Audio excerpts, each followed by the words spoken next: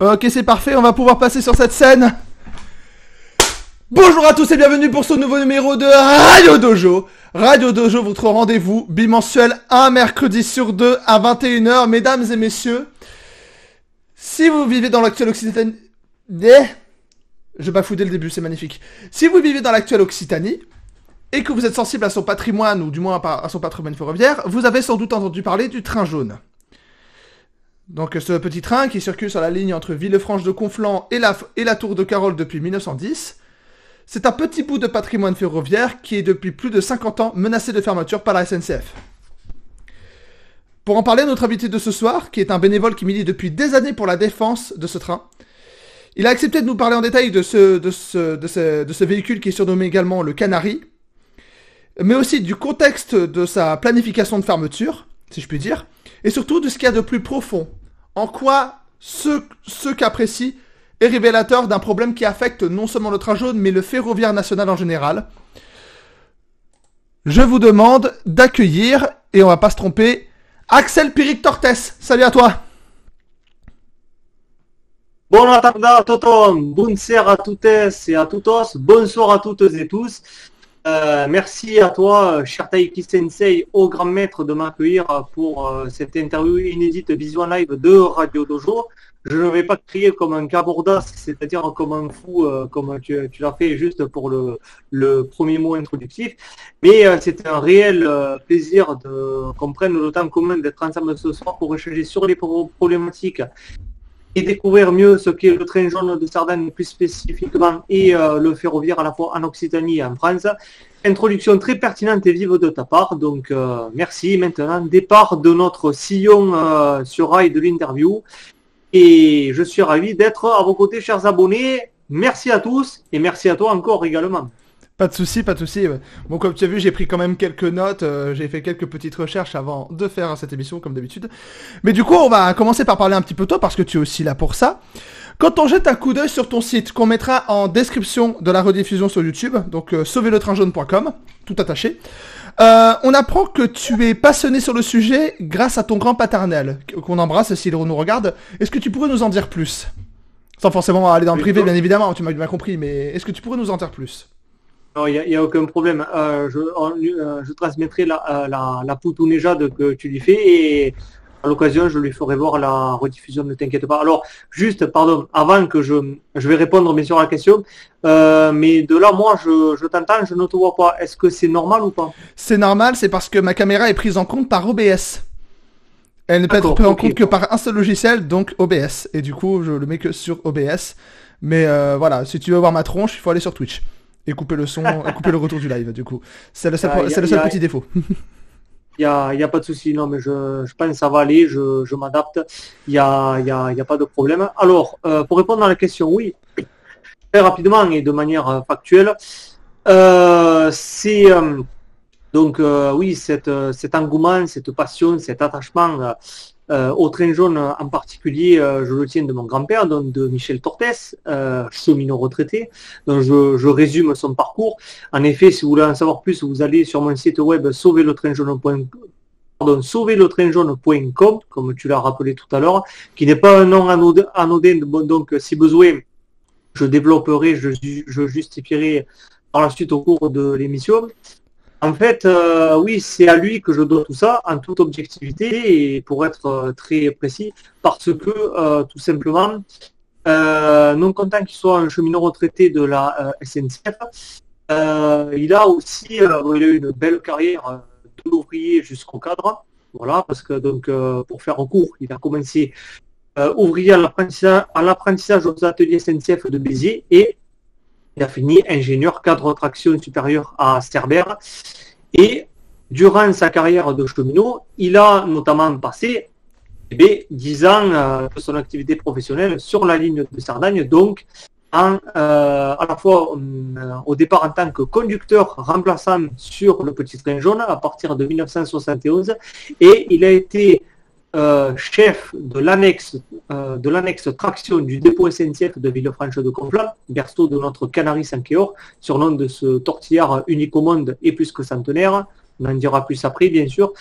Et donc il gérait, en fait, il était chef d'établissement du dépôt avec une double casquette MET. Alors ce n'est pas pour faire le lien avec ses initiales, même si c'est similaire. En jargon SNCF, en acronyme, ça veut dire matériel et traction. C'est-à-dire qu'il gérait à la fois la maintenance des engins, donc de leur réparation, maintenance préventive jusqu'aux opérations de GRG, donc de grande révision générale, tout le parc roulant de Cerdagne, les motrices et les remorques. Après, bien évidemment, je compte vous faire voir des photos et des supports visuels pour mieux illustrer la thématique que l'on évoque au cours du live. Donc, il gérait tout ça, la maintenance, les pannes, l'entretien, les divers passes qu'il y avait à faire sur ces engins jusqu'à leur rénovation, et également la gestion du personnel. Donc, c'est-à-dire, il était en responsabilité de donc le personnel de l'atelier, la production, les congés et les malades, mais aussi les ADC, c'est-à-dire les agents de conduite. Donc, les conducteurs, où ils faisaient la programmation de leur roulement la semaine, par exemple, et donc à savoir quand est-ce qu'ils faisaient tel train, un tel devait faire par exemple tel sillon jusqu'à Font-Romeu ou jusqu'à la Tour de Carole, et aussi s'il y en a un qui faisait la réserve, c'est-à-dire la formation et la composition des trains, des rames, tant de motrices avec tant de remorques pour tel train correspondant à telle heure qui devait circuler. Donc voilà, pour être très factuel et plus précis, sans me faire une thèse sur le sujet, et en toute objectivité, de son temps à lui et des anciens cheminots qu'il y avait, nous étions à l'époque glorieuse de la ligne de Cerdagne, puisqu'il y avait à cette époque-là, dans les années 1980, 450 000 voyageurs par an. Et aujourd'hui, même si le train jaune reste très fréquenté, on a quand même bien chuté parce qu'on est environ à 150 000 voyageurs par an. Donc, c'est certes bon chiffre, mais c'est quand même pas optimal comparé à ce que c'était auparavant. On aura l'occasion d'y revenir plus tard dans la discussion. Donc voilà pour introduire. Et aujourd'hui, en tant que retraité, bien sûr, même si après avec mon libre arbitre, je me suis intéressé à tout ça, et quand j'étais en âge de lutter et de proposer des choses concrètes bénévolement, je me suis dit... C'est vers quand que tu t'es lancé dans le bénévolat d'ailleurs? Alors de quoi tu veux dire, pas pour le train jaune spécifiquement en général et pour en général et pour le train jaune, les deux. Alors, de manière globale, j'ai commencé vraiment à m'engager à partir de 2013, donc ça fait 11 ans et ça fera bientôt 12 en 2025, où à partir de ce moment-là, j'ai véritablement commencé. Alors bien sûr, aujourd'hui, j'ai évolué, j'ai eu du recul, maturité, ouverture d'esprit, expérience socio-professionnelle, bénévole, etc. Mais c'est vraiment en 2013, donc à me dire entre mes 17 ans et mes 18 ans, j'étais lycéen en terminale encore à cette époque-là, que j'ai véritablement commencé à faire des actions de promotion et de militantisme, mais sans sectarisme aucun. Et bien sûr, avec le temps et l'âge, on évolue en faveur à la fois du train jaune, du ferroviaire et d'autres thématiques également progressivement sur la durée. Voilà. Très bien, très bien, très bien. Bah écoute, on va pouvoir parler du sujet qui nous intéresse, c'est-à-dire le train jaune. Donc tu as bien précisé, alors d'ailleurs tu as indiqué effectivement qu'on a prévu quelque chose, ça va être exclusif sur Radio Dojo. Notre invité ici présent, Axel, a prévu de nous montrer via partage d'écran de la documentation pour pouvoir appuyer ses propos, donc ça on le verra au fur et à mesure. Mais du coup, tu parlais du train jaune et du fait qu'il a été plus que centenaire. Ça remonte à quand les origines, c'est-à-dire ça a été quand, du coup cette ligne circule depuis 1910, ça a été quoi les débuts? Alors en effet, c'est un train qui est plus que centenaire, donc qui a 115 ans, bien qu'il ait été rénové 2 fois. Le matériel est d'origine de 1909. Donc je fais une parenthèse à tous les abonnés, les présents ou les curieux qui sont là ce soir, parce qu'on a pris le temps de faire la promo de ce direct-là de Radio Dojo sur nos réseaux sociaux, notamment sur Facebook.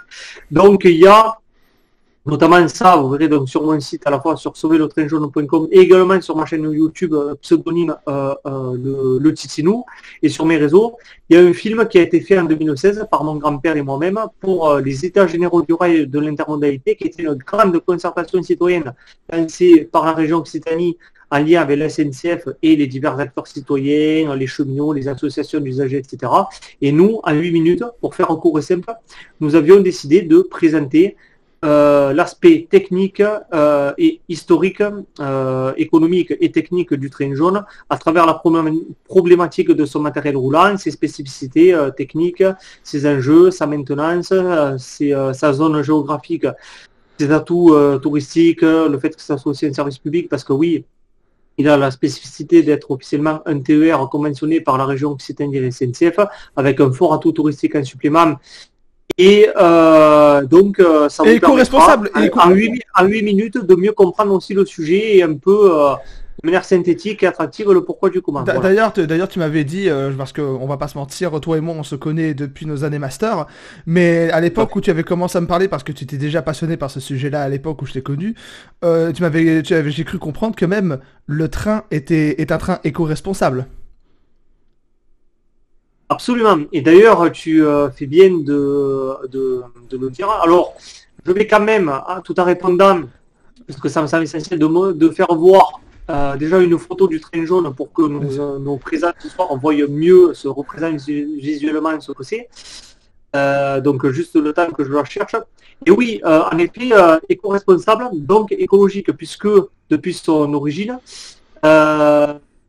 c'est un train qui est électrique.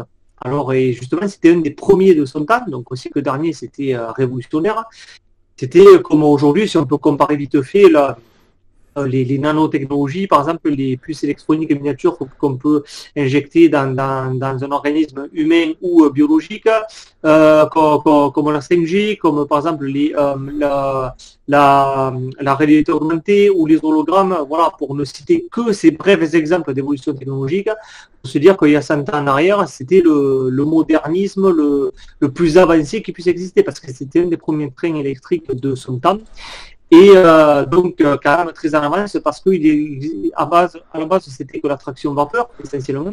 Donc avec le train jaune, on est un peu aux prémices de l'électricité et donc de l'écologie dans le domaine ferroviaire. Tout à fait, oui. Donc on a un peu divergé parce que la question de base c'était à quand remontent les origines. Donc 1910, c'est quoi le contexte de création? Oui, alors 1910, deux rénovations, en effet, une dans les années 1960 aux ateliers de Marseille-Prado et une seconde dans les années 1980 aux ateliers de Béziers. Et là, la troisième est en cours au dépôt de Villefranche de Conflans de 2023 jusqu'à 2026. Voilà. Et le matériel, très robuste soit-il, authentique et unique au monde, puisqu'on est notre pareil, il est, on va dire, certifié bon au service jusqu'en 2030 et on espère qu'au-delà, il pourra continuer à rouler. Ça, on reviendra éventuellement plus tard. Alors, j'ai trouvé une image intéressante et assez originale, donc je vais la partager. Ah oui, non, d'abord il faut, oui. Et le contexte de création, du coup? Parce que c'était ça la question de base. Oui, alors attends, je vais juste essayer de faire le partage, c'est voilà. Donc là, normalement, vous voyez l'image. Attends, oui, c'est bon, on la voit.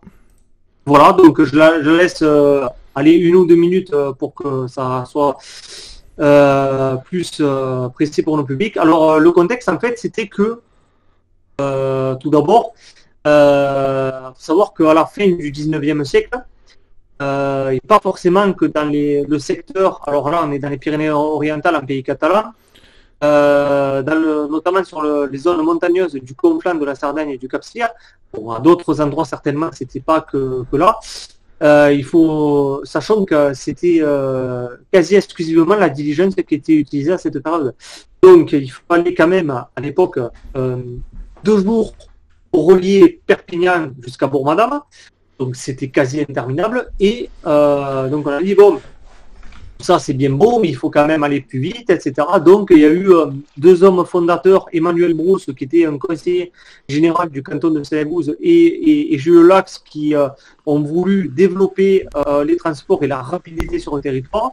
Et ils se sont dit, bon, clairement, hein, pour faire court et simple, voilà, nous on a un projet.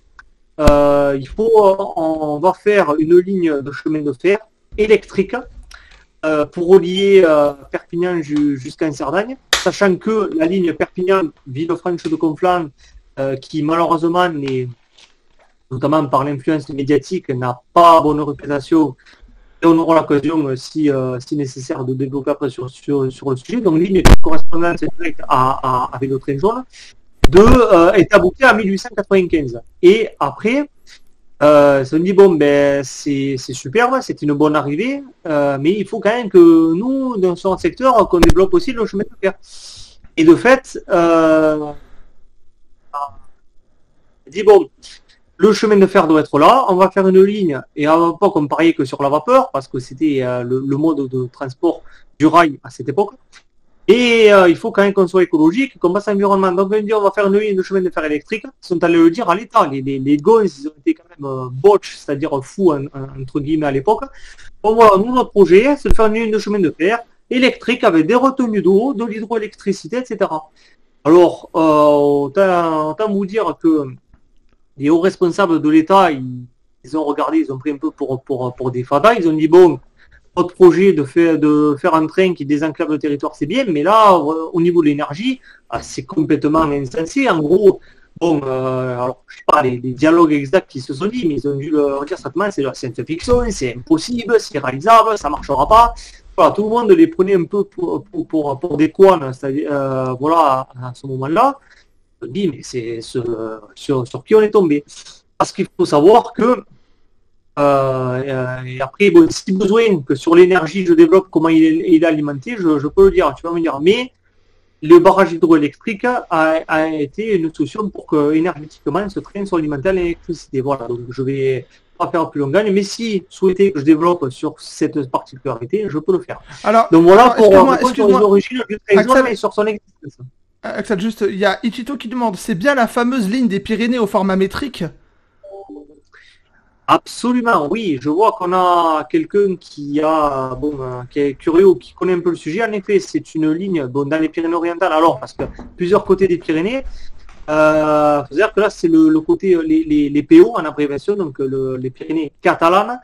Parce qu'après, il y a les Pyrénées occitanes côté Ariège, Haute-Pyrénées, etc. Tu te réclames occitan et catalan, toi d'ailleurs, faut rappeler. Oui, tout à fait. J'ai la double identité, bon, on peut le rappeler si tu le souhaites. Et donc, cette ligne a écartement métrique. Alors, qu'est-ce que ça veut dire?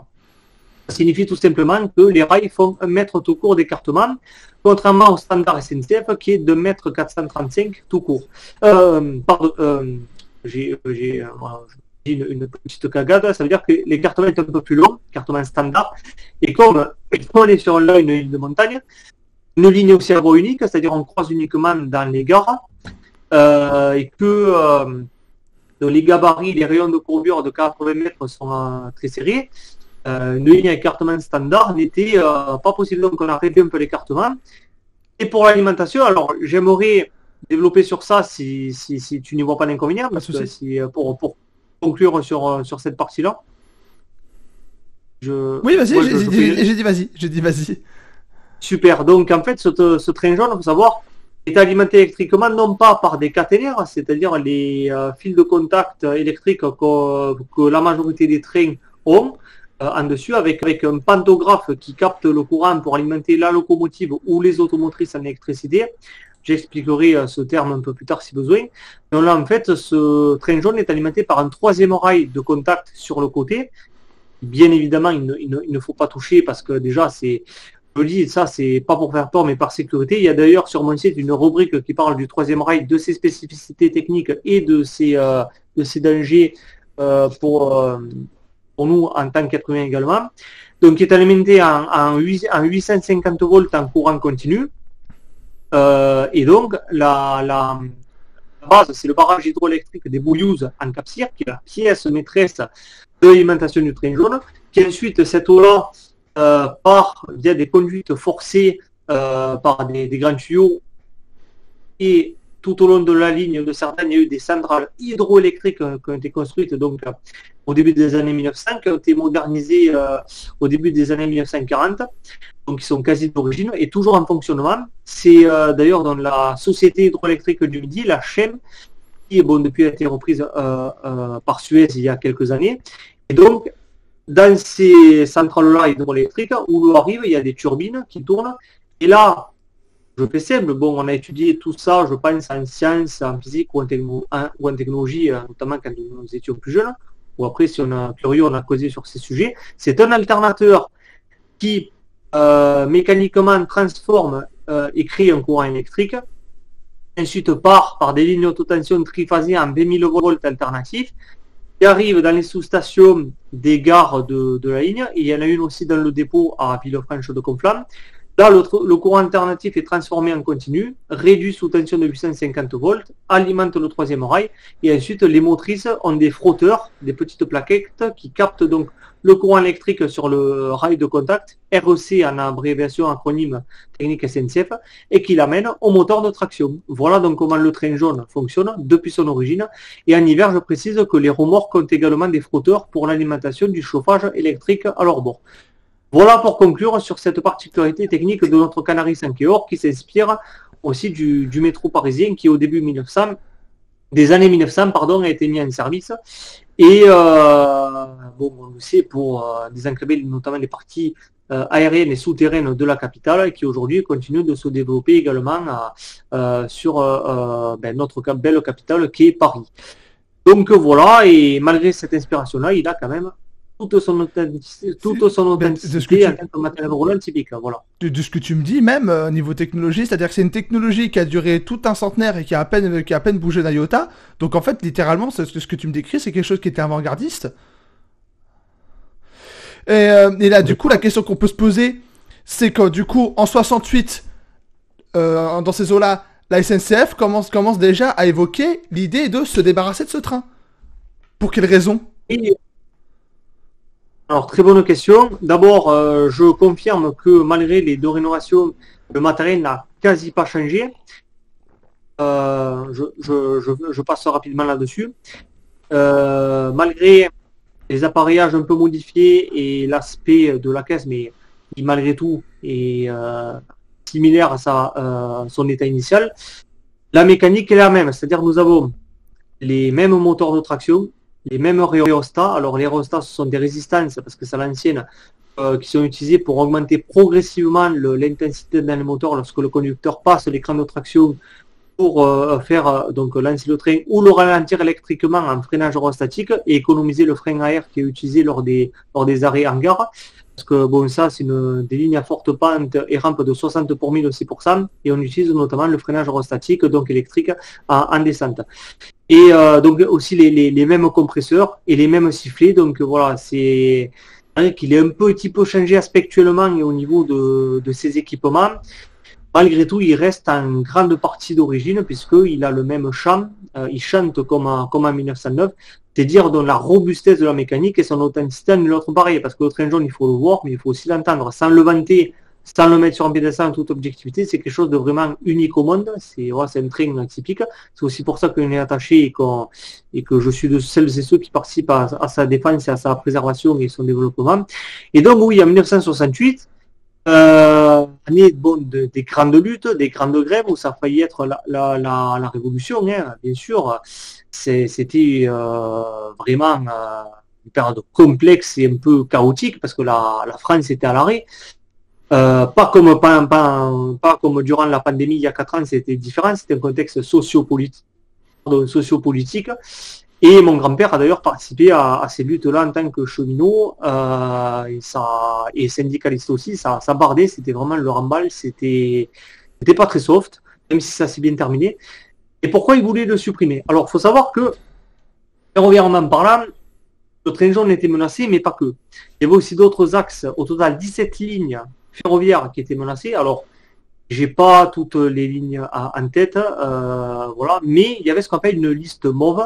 Donc, il faut imaginer une petite feuille de couleur violette.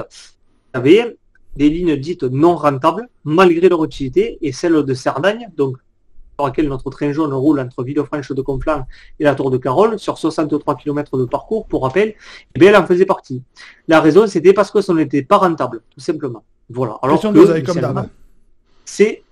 c'est un service public, et même s'il ne génère pas tant de bénéfices que ça, le but c'est qu'il puisse servir aux divers publics que nous sommes. Je fais une courte parenthèse, service public, il y a le ferroviaire, à la SNCF et maintenant notre filiale qui se développe peu à peu, moins connue du grand public. On a aussi les collectivités territoriales, donc tout ce qui est mairie, communauté de communes, office de tourisme, parcs naturels régionaux, syndicats mixtes, etc. La Poste, EDF et l'éducation nationale aussi, etc. Bon, je ne vais pas tout énumérer, mais ce sont des services publics, certes différents, mais complémentaires les uns les autres. Il y a le médicinal aussi. Voilà, il y a toutes ces choses-là. Et aujourd'hui, de manière globale, même si bon, on est là pour parler de manière rationnelle, objective, sans polémiquer, sans positionnement politique aucun. D'ailleurs, je précise, j'ai mes opinions très libres, ouvertes et indépendantes, mais je ne fais partie d'aucun parti politique ni d'aucun syndicat. Je suis tout simplement un citoyen qui vote avec ses convictions et qui est là pour parler de manière saine et rationnelle. Les services publics, malheureusement, partent en lambeaux. Et ce n'est pas faute de lutter pour les maintenir du mieux qu'on peut. Et le train jaune, faisant partie de services publics aussi, en particulier dans le ferroviaire, en 1968, ça marquait mal. Donc, si besoin, je vais développer. Voilà. Mais je vais, bien sûr que s'il y a d'autres questions, on va les prendre et les tiennes aussi. Donc voilà. D'accord. Ça fait plus d'un demi-siècle que tout cela dure. Oui. Et un demi-siècle plus tard, le train jaune est toujours là. Oui. Alors, quels ont été les efforts déployés pour le maintenir? Qu'est-ce qui fait qu'encore aujourd'hui, il continue à circuler? Il n'a pas été là par magie comme ça. Ça n'a pas été juste, ah non, mais il est magnifique, il est beau, ça plaît aux pitchounettes, aux familles, aux grands-parents, tout ça, il faut le garder, même si, de manière très simple, on peut le dire comme ça. Surtout pour des gens qui ne parlent qu'avec le portefeuille, forcément, cet argument-là, ça convient pas. Absolument, ils vont dire, vous êtes bien gentil, mais ce n'est pas convaincant. Ouais. Alors, le résultat de son maintien aujourd'hui, qui est tout simplement, on va dire, le fruit d'un long combat des cheminots d'ores et déjà et des organisations syndicales. Je me permets de citer principalement la CGT cheminots, qui a fait en toute objectivité un travail admirable pour parvenir à ce qu'il soit préservé et encore en service aujourd'hui, mais il n'y a pas eu que simplement les personnes issues directement du monde ferroviaire, parce qu'il faut savoir une chose, c'est que le ferroviaire de manière globale, donc un service public, il y a aussi une notion de patrimoine, ça appartient à tout le monde. Et donc dans notre pays, à toutes les Françaises et tous les Français, en l'occurrence nous. Parce que on est amené à utiliser le train pour des déplacements professionnels ou de volontariat bénévole ou pour ses loisirs. Donc ça a une utilité, c'est un service public, où que l'on soit dans ce magnifique pays qu'est notre France, notre patrie. Donc il y a aussi eu,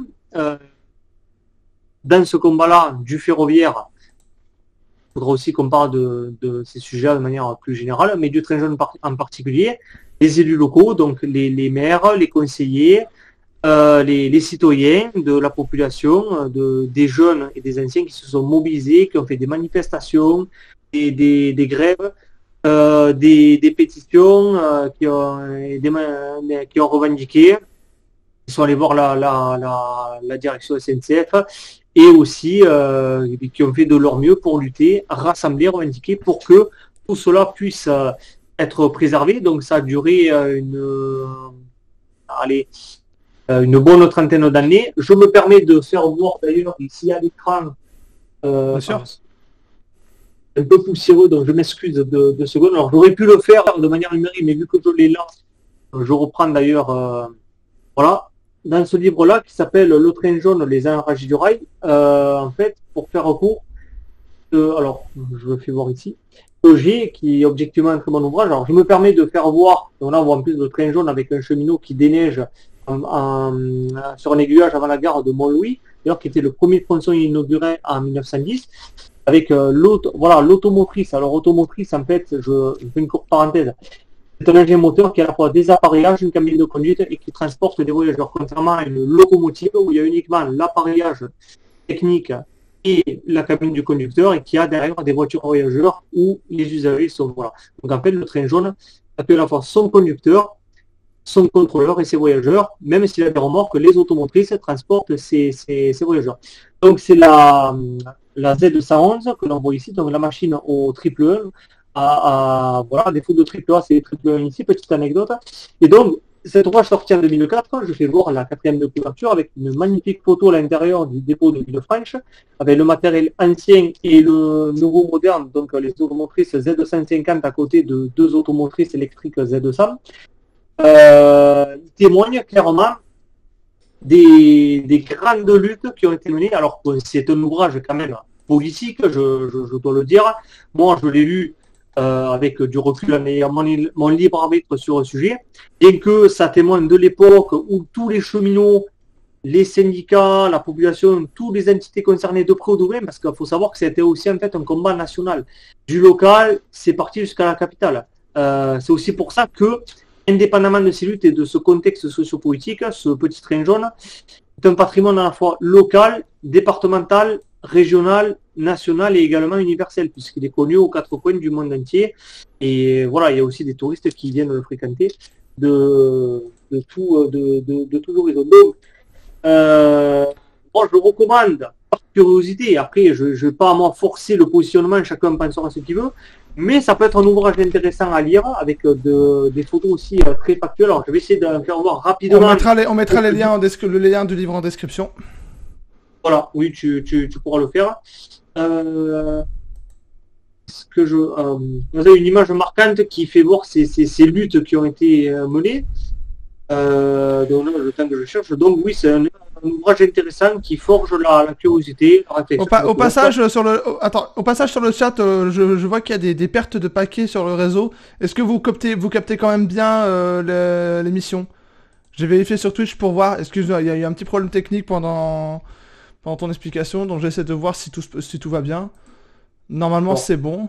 Attends, je vérifie. Pendant que tu demandes, et tu as tout à fait raison, parce que je fais voir vite fait un exemple de mobilisation avec un ancien maire sur la commune de Dorette qui était cheminot. Les gendarmes et les cheminots aussi sur une voie, à Bourg-Madame, en bas petite photo, grande photo à roulette. On voit par exemple, parce qu'il y avait une opération d'arrachage des voies ferrées à Pont-Pétrouze par des entreprises qui, déjà commanditées par la SNCF, voulaient pour démanteler la ligne, que les cheminots avaient empêché.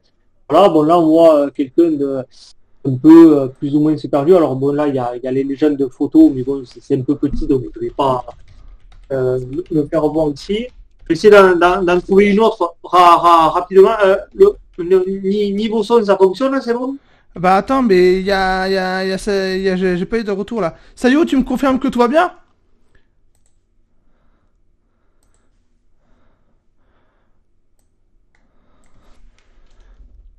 Sayou. Les autres, confirmez-moi si tout se passe bien. Ouais, parce que c'est vrai que ouais, t'as raison, on va peut-être attendre si jamais que. Non, mais parce que là, je vois un paquet perdu, je vois que c'est dans le rouge, je comprends pas. Pourtant, le réseau se porte bien. Ah non, mais c'est sûr, oui. Si nous entendent pas, ça sert à rien qu'on continue. En fait, de ce que je vois, en fait, c'est sur, enfin, moi, je suis allé voir là vite fait sur sur le Twitch, ça va, mais je voudrais être sûr à 100% en fait. Là, je viens de passer sur le Twitch pour voir. On nous entend bien, la qualité pas trop dégueulasse, mais j'aimerais être sûr. Je suis désolé à ceux qui vont la voir leur rediff, hein. C'est ce genre d'imprévu qui se passe. Les serveurs. Paris, j'ai écouté. Non, mais autant s'assurer que tout fonctionne correctement au niveau de l'audio. Vous avez dû réfléchir quelques fois. Là, c'est bon. Vous êtes sûr et certain. Faut me prévenir quand il y a ce genre de problème technique, les gars. Vous, c'est bon, Chito? Bon, bah, écoute, c'est pas... Bon, bah, s'il y en a deux qui me le confirment, bah, écoute, excuse-moi du dérangement. Pas de souci. Donc, tout fonctionne, c'est bon? C'est bon, c'est bon. Alors, une autre photo rapide, bien sûr, je ne vais pas vous faire tout le livre parce que après, on n'est pas là pour ça. Notamment, moi, quand je parlais des mobilisations des citoyens, il y a notamment cette photo qui est très parlante où on voit, bon, un jeune homme et je pense, sa petite sœur. Ouais, donc sa petite sœur, la Péchounette, avait, vous voyez, des pancartes, ils avaient écrit des messages. Alors, moi, je le vois un peu flou, j'espère que là, c'est net quand j'approche de ma webcam, je sais pas. Ouais, c'est bon, on voit. Voilà, donc, parce qu'il y avait des grandes mobilisations, parce qu'il y avait des sanctions de camarades de cheminots de Cerdan. Et notamment, donc, des choses à la fois graves, mais malgré les luttes, tout le monde a été, personnes impliquées ont été sauvées, réintégrées sur la ligne, le train a été sauvé, ça a duré de 1970 jusqu'à 1993, et une dizaine d'années après, les problèmes ont recommencé. Je le recommande d'ailleurs, un film très pertinent sur le sujet. Je vais faire voir rapidement l'aperçu là en partage d'écran. Un film qui s'appelle Les Travailleurs du Train Jaune et qui est un complément direct de ce livre, qui a été réalisé par Isabelle Saunois en 2004, qui bon là aussi est un film un peu positionné vraiment sur les luttes des cheminots et des syndicats, que moi, aussi bon des gens, des cheminots que je connais. Donc voilà, c'est pas un modèle qui est très intéressant, qui raconte vraiment les particularités de cette ligne, leur attachement et les luttes qu'ils ont mené et que moi maintenant je suis de ceux qui mènent à leur côté ces mobilisations-là. Et quand on voit ce qui avait été dit il y a une vingtaine d'années en arrière, enfin 20 ans parce que c'est sorti en 2004, donc 20 ans pile, aujourd'hui, alors je dirais pas tout, mais il y a quand même une grande partie des éléments évoqués 20 ans en arrière qui sont toujours d'actualité dans notre présent et pour lesquels il est important qu'on continue à se En dehors de ça, mobiliser pour qu'on se mobilise. Voilà. en dehors de ça, du coup, si on peut, on va continuer à dérouler un peu. Bien sûr, bien sûr. Du coup, par rapport au train jaune, tu m'avais expliqué qu'on avait préparé l'émission que, ce problème, le problème du train jaune était révélateur d'un problème global sur le ferroviaire national. Du coup, moi, la question que je te pose, c'est qu'est-ce que ce problème a permis de mettre en lumière? Tu avais dit qu'en fait il y avait plein de lignes qui étaient concernées en 68, il n'y avait pas que celle-là. Oui, oui, oui. Et est-ce qu'il y a d'autres problèmes qui ont été révélés en amont par la problématique du train jaune? Oui, je te réponds juste là. Vous voyez le partage d'écran? Ah ouais, oui, parce que je dois switcher manuellement en fait. Voilà, c'est bon. Voilà. Donc là, un peu la jaquette du DVD, et vous l'avez aussi sur YouTube, et moi, je l'ai enregistré dans mes données, le film Les Travailleurs du Train Jaune. Vous voyez, il y avait aussi d'autres lignes qui étaient évoquées à ce moment-là. Donc je fais passer vite fait. Ah oui, mais je suis bête, on peut l'agrandir, ça sera mieux. Donc je vous laisse lire un petit peu pendant que je développe. Alors en effet, oui, le train jaune, qui est une lutte spécifique, malheureusement en France, il y a aussi d'autres axes ferroviaires qui sont menacés. Alors je vais d'abord parler de cas locaux, tout proches. Il faut alors savoir déjà des dossiers aussi sur lesquels, alors je me permets de faire une métaphore et dire entre guillemets, de m'identifier comme un peu comme train dans ces luttes-là. Il faut dire que pour la lutte du train jaune, je suis la motrice de tête et que j'ai les remorques qui sont derrière sur ma rame voyageur, où je suis en tête du sillon.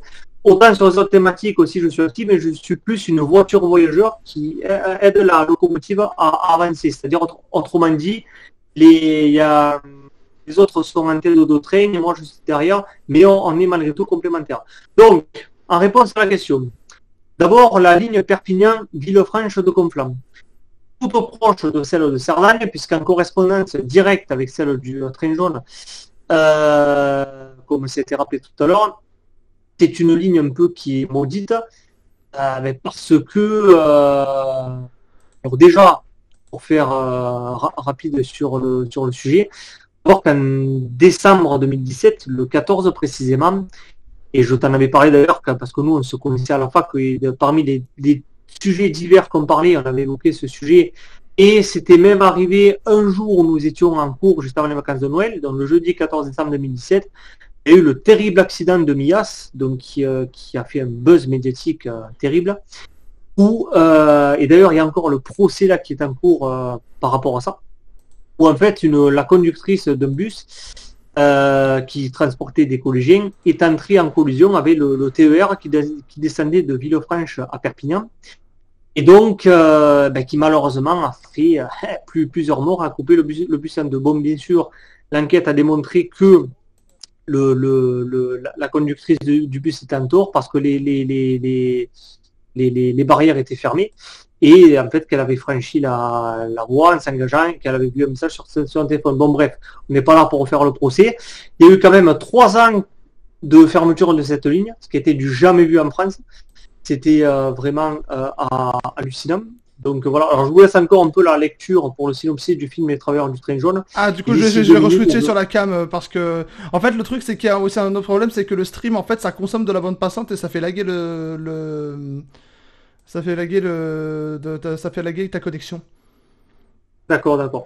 Bon, pour toi, personnellement, je te ferai aussi passer le lien de ce film qui est très intéressant. Tu m'enverras tous les liens, on les mettra en description de toute manière. Voilà, oui, on fera ça, je te ferai passer par mail et ça sera dans la description de la rediffusion du live. Donc ça pour dire 3 ans de fermeture de l'axe Perpignan-Villefranche, une aberration, parce qu'honnêtement là, c'était... Alors nous, on s'est dit, alors bien sûr, on a eu de la compassion et de l'empathie, du soutien moral aux familles qui ont malheureusement perdu leurs enfants dans ce drame ferroviaire. Ça a été terrible, c'est certain. On ne dira pas le contraire. Ça serait mensonger, inhumain et même affreux de notre part de dire que ouais, on s'en bat les balls, on en a rien à caguer, qui c'est mérité pour eux. Non, non, non, absolument pas. C'est terrible. Néanmoins, ce n'est pas une raison pour fermer cette ligne qui est utile. Et là, alors on a lutté, notamment avec l'association d'usagers très en tête. J'avais été, pendant quelques temps aussi, j'avais adhéré à l'association, j'avais été ponctuellement leur chargé de communication bénévole. Aujourd'hui, je dirais, je suis plus adhérent, mais toujours sympathisant de cette association. Bon, et pendant cette période-là, ça a été difficile parce qu'il a fallu batailler auprès à la fois de la région Occitanie, de la SNCF, mais aussi de l'État, parce que c'est, même si c'est un service TER, l'État est aussi, même si c'est davantage responsable pour le fret et pour les intercités. Les TER, c'est conventionné en région, mais il fallait aussi que l'État intervienne. Donc, c'était compliqué. Il a fallu 3 ans avant qu'il y ait une réouvre progressivement. Donc, en mai 2020, quand on était encore, nous, on était confinés. De Perpignan à Ille-sur-Tête, la ligne a réouverte. Ensuite, elle a rouverte, donc c'était par canton, hein, de Ille-sur-Tête à Prades, le fief de Jean Castex, qui était ancien maire de cette commune et ancien Premier ministre. Voilà, notre jalon national qui a aussi fait rire les foules avec ses particularités, son accent sudiste et ses mimiques. Et sa mauvaise gestion de la pandémie aussi. Et sa très mauvaise gestion de la pandémie aussi. Ouais, ça c'est un autre sujet, mais voilà, en tout cas, il a fait parler de lui, bon, en bien ou en mal, mais c'est un personnage, en tout cas, malgré tout, humain et du terroir, du peuple, donc des territoires et de la ruralité. Grand défenseur du ferroviaire et du train jaune également. Ce monsieur est actuellement président de la RATP. Donc, il y a eu, bon là, je pense que si vous avez lu, donc je stoppe le partage de cela. Et il y a eu, donc il a aussi été dans ce dossier pour qu'on ouvre. Et après Prada, en novembre 2020, enfin, le TER en provenance de Perpignan arrivait à Villefranche de Conflans, son terminus. Voilà, donc il aura fallu quand même quasiment 3 ans, parce que ça a eu lieu le jeudi 14 décembre 2017, pour que la ligne soit rouverte en intégralité, que les scellés soient levés. Bien sûr, ça s'est fait dans les réglementations SNCF essentiels, test de la voie, des passages à niveau, de la signalisation ferroviaire, etc. Des marches d'essai non commerciales, c'est-à-dire sans voyageurs, ont été faites d'abord avec uniquement le personnel SNCF à bord, avant de retransporter à nouveau des voyageurs. Tous les PN, donc les PN, ça veut dire les passages à niveau, ont été sécurisés, etc. Et là, depuis qu'il y a eu, donc pendant 3 ans après, ça a circulé normalement. On revenait sur les luttes classiques pour qu'il y ait plus de sillons, augmenter les correspondances, etc. Et fin juillet dernier, donc fin juillet 2024, il y a eu un éboulement de terrain à Eus, donc non loin de Prades, on va dire. En fait, comme de la terre s'est effondré sur un engin moteur. Alors il n'y a pas eu de mort, il n'y a eu que des blessés, heureusement, mais de nouveau, depuis fin juillet, la ligne est ouverte au service de voyageurs entre Perpignan et Ille, mais de Ille sur Tête jusqu'à Villefranche, elle est à nouveau fermée. Voilà. Donc il y a des mobilisations qui commencent à se faire, etc. Il y a eu des réunions publiques. Donc c'est une ligne maudite, malheureusement. Et le train jaune, il en pâtit gravement, parce qu'il n'y a plus de correspondance. Voilà, donc même s'il y a les bus qui montent, c'est aussi une conséquence négative pour le train jaune, le fait que cette ligne soit fermée pour les raisons que je viens d'évoquer. Voilà. Est-ce que tu mettrais ça sur le compte de la malveillance, genre la SNCF utilise ses prétextes pour flinguer les lignes, ou est-ce que c'est juste de l'incompétence? Je peux donner un exemple. Bon, on est dans une région qui est souvent proie aux épisodes Sevenol, tu sais, ces épisodes pluvieux qui foutent un bordel monstre et qui peuvent même des fois créer des inondations. Ça fait quand même des années qu'on sait qu'à une certaine période de l'année, ça risque de tomber. Et le fait que encore aujourd'hui, et je l'ai constaté il y a quelques années quand je devais aller me rendre à Marseille pour prendre un avion pour un événement pour lequel j'ai été tiré au sort, j'ai vu qu'il n'y avait aucune disposition qui ont été prises et j'ai trouvé ça mais hallucinant. Le fait qu'il n'y ait aucune disposition qui est prise, qu'il n'y ait rien qui a été anticipé, alors que ça fait chaque année. Pour toi, c'est quoi? C'est de la malveillance ou c'est juste de la bêtise? Alors, moi je vais être très objectif. Il faut pas non plus faire plus négative et plus noire la SNCF que ce qu'elle est. Je tiens aussi à préciser que je dis pas ça parce que j'ai le logo camion derrière moi. Non, non, c'est pas du sponsoring ou autre. C'est juste que bon, Ferrovipat est bénévole. J'aime bien ce logo. Bon, j'ai même envoyé le train jaune aussi sur une affiche qui date, qui faisait une belle promo à 10 euros, ouais, 10 puis 12 et maintenant il y a 5 euros en hiver. Là, les simples avant c'était l'aller-retour. Donc voilà, une affiche un peu vintage quand c'était encore l'ex-région Languedoc-Roussillon et c'était original et bien fait en termes de communication visuelle, de mise en forme, etc. Donc le petit canari est là aussi. Bon, la croix occitane aussi, voilà, bon, allez, petit moment de promo identitaire locale et sympathique, sans aucun sanitarisme, bien sûr, ne vous inquiétez pas, c'est juste de la fierté de mes racines. Bref, la SNCF, je tiens à dire que j'y ai postulé parce que à terme, moi, je souhaite être cheminot aussi, donc suivre, m'aiguiller sur une partie de la voie familiale au service des communications en Occitanie également, même si c'est très compliqué et que je sais que sans rentrer dans tous les détails, parce que de base, ce n'est pas le sujet. Pour moi, malheureusement, il n'y aura pas de poste de CETO, mais je serai bénévole dans le rail à vie dans tous les cas, quoi qu'il arrive. Mais j'aimerais un jour pouvoir appeler les deux statuts entre eux, celui de bénévole et de professionnel, avec bien sûr le même engouement, la même passion pour l'intérêt général, pour le rail, le patrimoine, service public ferroviaire, etc. Et donc, non, pas de malveillance, c'est quand même ça, pour moi c'est faux. Je pense que le jour où la SNCF s'auto-sabotera elle-même, pour cela, je veux dire, c'est bien sûr, c'est belle qui a dit, allez, il va y avoir un accident avec un bus là, ou un glissement de terrain, parce que bon, les Non, non, accidents mais utiliser ça comme un prétexte.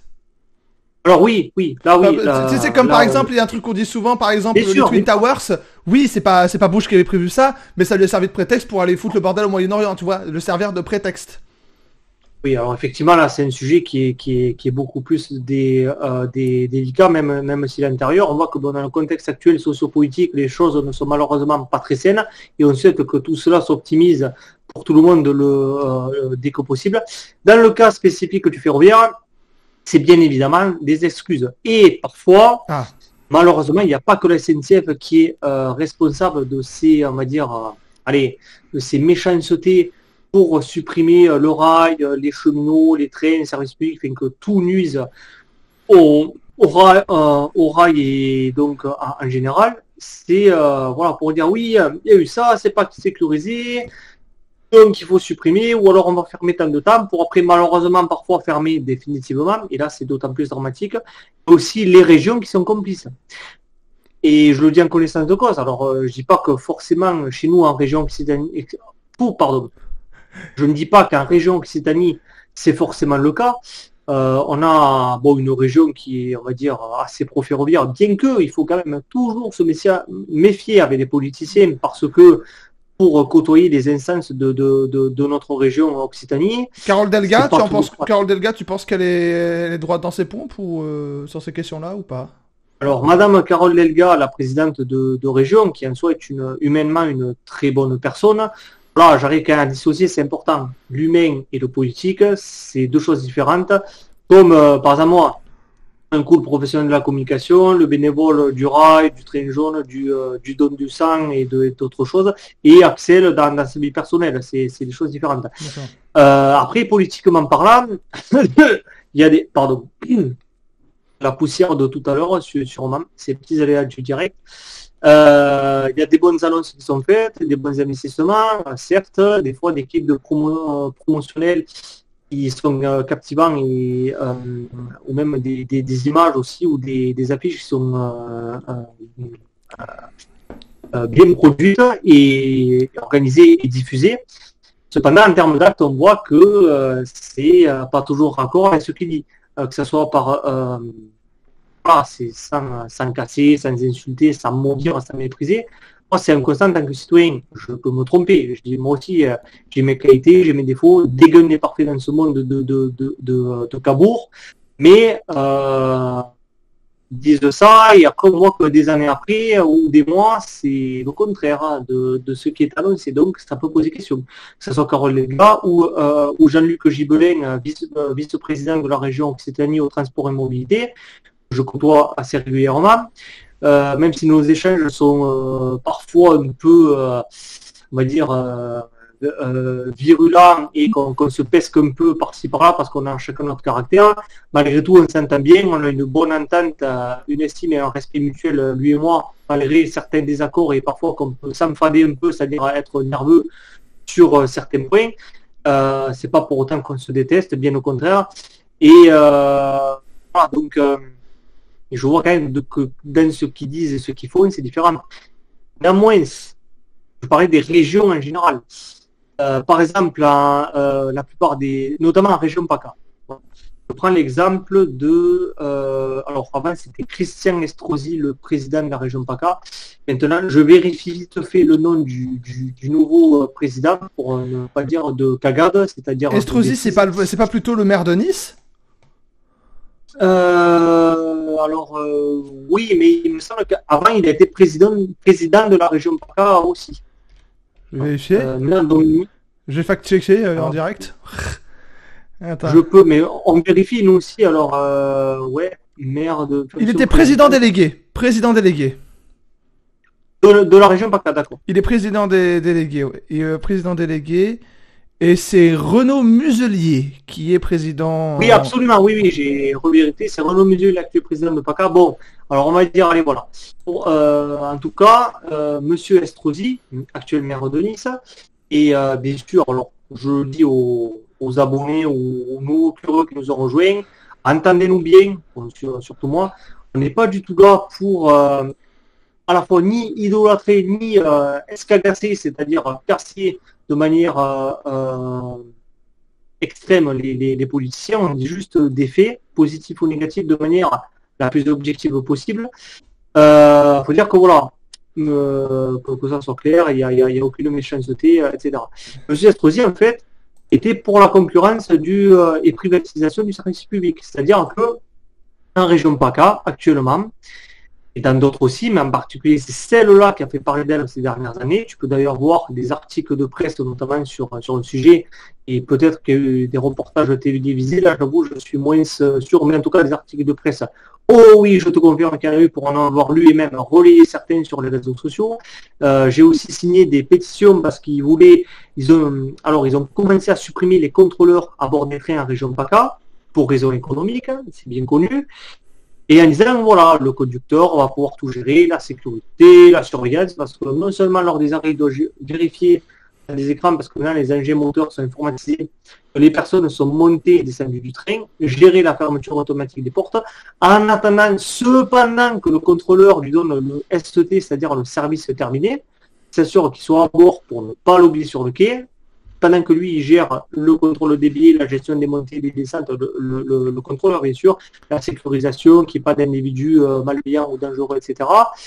Bon, si c'est le cas, la police ferroviaire à la SUGE, elle intervient dès que possible, parfois même avec les forces de l'ordre. Bref, le conducteur, lui, sa mission, c'est d'amener le train de la gare de départ à la gare terminus, respecter la signalisation, la vitesse, faire toutes les opérations techniques de vérification de sécurité au départ, etc., pour qu'il n'y ait aucune anomalie sur son engin moteur.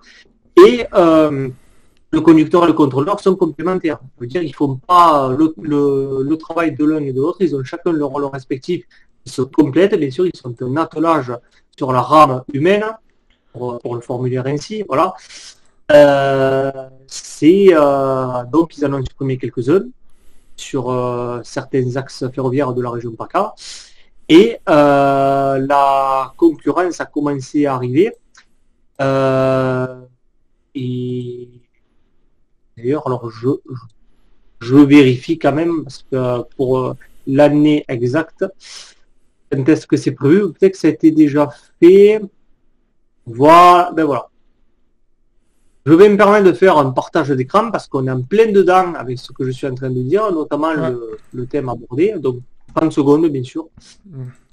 Voilà, vous voyez, je vous dis, n'est pas mensonger. On est vraiment, alors, sûrement l'extrait d'un article de presse. Là, on parle bien d'axe ferroviaire de la région PACA. De 2025 à 2027, la concurrence Transdev va arriver sur le réseau SNCF dans cette région-là. Ça s'affiche pas. Notamment les axes. Ah, mais mince. Ça s'affiche pas. Pourtant, moi, je l'ai. Ouais, mais ça s'affiche pas. Écoute, tu peux regarder sur le Twitch pour confirmer, mais ça ne s'affiche pas. Je peux essayer de repartager. Hein. Essaye pour voir. Alors attends, je recommence. Alors désolé pour toi et pour les abonnés. C'est un souci, ben on est oui, arrêtez. Ah d'accord, ça n'avait pas. Je refais. Est-ce que là ça fonctionne? J'espère que c'est le cas. Non. Bon, bah, écoutez, bon, c'est pas grave. Donc, j'arrête le partage. En 2 mots, sur l'axe donc Marseille, Toulon, Nice, la concurrence va se faire en 2025 pour les TER, bien sûr. Et sur la ligne, après, alors là, on va du côté de la Lorraine, donc maintenant dans le Grand Est, mais je vais rester à l'ancienne parce que Lorraine, c'est quand même plus beau, surtout plus valorisant pour les personnes qui sont de cette région là-bas, dans l'Est côté nord. Donc sur Nancy, Vittel contre Aix-Ville, fin 2027, la concurrence se fera et Transdev est un des concurrents de SNCF. Alors il y en a d'autres, je ne vais pas forcément tout énumérer, mais ça se prépare. Et pour le TGV, alors c'est prévu, je crois que ça avait commencé en 2023, de mémoire. Afin qu'on a déjà par ici des sillons de la Renfe, de la compagnie des chemins de fer espagnole. On a des sillons TGV, donc de l'AVE, matériel roulant TGV espagnol, Barcelone-Lyon, ils vont faire prochainement des Barcelone-Toulouse, qui sont certes intéressants et aussi moins chers que dans la SNCF classique. Voilà. Oui, alors je me réguille quand même sur la voie du sujet initial. Il y a, oui, cette notion de concurrence qui, déjà, il y a les filiales qui sont développées, il y a Keolis, Régiorail, Captrem, qui en fait sont des filiales privées de SNCF, elles-mêmes divisées en sociétés anonymes depuis le 1er janvier 2020, donc SNCF Voyageurs, SNCF Réseau, SNCF Gare et Connexion, et je crois qu'il y a aussi SNCF Fret, il y a aussi après il y a la holding SNCF. Toutes celles-là dépendent du groupe SNCF qui reste public, mais pour combien de temps on peut se poser la question. Bon, bien sûr, si besoin, je te laisse prendre la parole parce que même si là, je m'excuse, je ne veux pas non plus trop développer et embrouiller les esprits. C'est pas le but. Donc, j'espère que c'est pas le cas. Voilà. Alors, du coup, on va pouvoir poursuivre. Là, maintenant, aujourd'hui, en 2024, où en est le train jaune? J'ai vu parce que j'ai consulté un peu ton site, j'ai vu qu'il y avait un atelier qui a été inauguré il y a l'année dernière. Oui. Et sinon, en dehors de ça, comment il se porte, comment il essaye de survivre à l'oppression ferroviaire actuelle? Alors, je fais une petite rectification. Je vais partager un extrait des actualités de mon site en partage.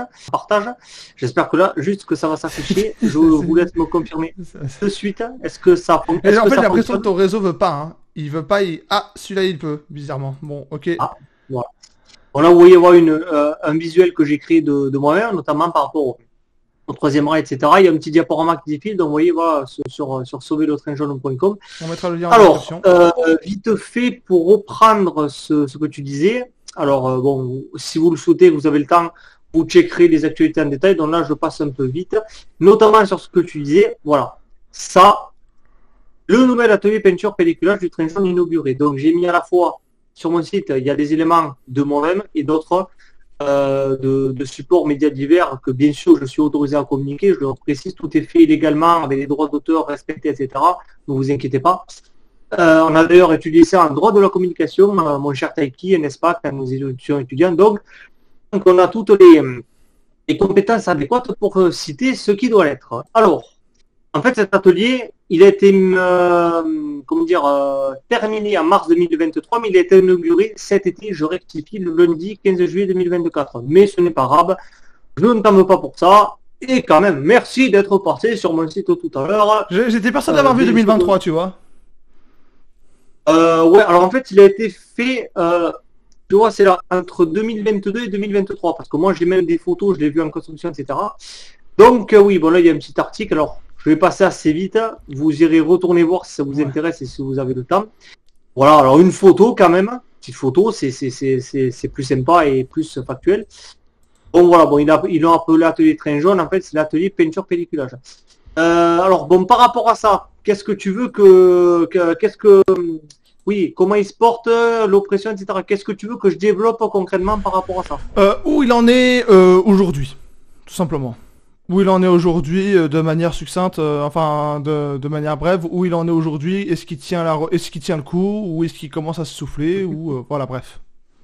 Alors, techniquement, comme j'ai dit tout à l'heure, c'est un grand robuste, un grand vaillant. Donc oui, à 5-15 ans, notre papette, qui n'en est pas un, qui est un jeune dynamique, bon, peut-être pas enfant, mais adolescent, mais jeune malgré tout. Je dis pas ça parce que là, même si on voit l'automotrice Z106, qui est Ah, la dernière qui était... Je repasse sur le direct. Comment? Mais en fait, je suis obligé d'alterner entre le direct et le. D'accord. Je disais, l'automotrice Z106, qui est la dernière à avoir été rénovée et remise en service cet été, donc juste après l'inauguration, où là, elle est stationnée pour les VIP lorsqu'il y a eu toutes les huiles politiques, région SNCF, etc. Vous verrez ça plus en détail sur le site. Donc là, je passe alors vite fait quelques photos donc dans le train jaune, du train jaune pendant sa rénovation et sa maintenance, son nouvel atelier. Donc lui, en fait, en soi, lui, il va très bien. Hein. Il n'a pas de problème, pas d'anomalie. Il fonctionne correctement au quotidien, même si des fois, bon, il y a des petites pannes et des anomalies, ça arrive, mais rien de bien conséquent. Après, au niveau de son avenir, c'est vrai que, alors aujourd'hui, moi, je vais être très clair. Ça n'engage que moi, je peux me tromper. Voilà, je repasse sur la cam. Voilà. Donc, allez, pendant ce temps, je vous laisse passer les photos si ça peut aussi vous être attractif pour vous, parce que quand même, le canari, il est beau, il faut le regarder quand même. Voilà, c'est une œuvre d'art. Même si là, c'est mon cœur de passionné qui parle. Alors, prenez quelques instants pour l'admirer. Aujourd'hui, je dirais que il y a, comment dire, on passe pas. On parlait tout à l'heure de fermeture, etc. Donc ça, c'était il y a longtemps. Je vais pas dire que non, qu'il est sauvé, tout ça, parce que bon, sauver le train jaune.com, même s'il y a à la fois des actualités, des infos pratiques, événementielles, fait. Vous voyez là un petit peu une partie du site que je vous partage et vous verrez mieux en détail à l'occasion. Non, moi oui, je suis quand même comme les cheminots et des autres acteurs, pardon, ça c'est Outlook qui s'est rajouté, désolé.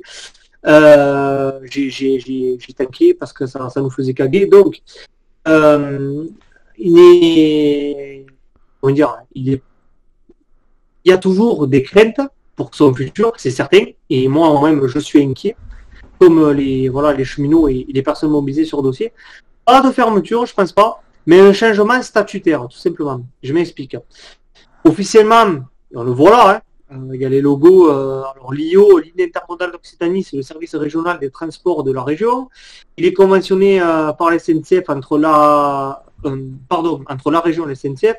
La convention, elle est initialement de 2018 à 2025, ça a été renouvelé maintenant jusqu'en de 2023 à 2032, donc ce qui est quand même objectivement bénéfique. Néanmoins, il est majoritairement fréquenté par des touristes.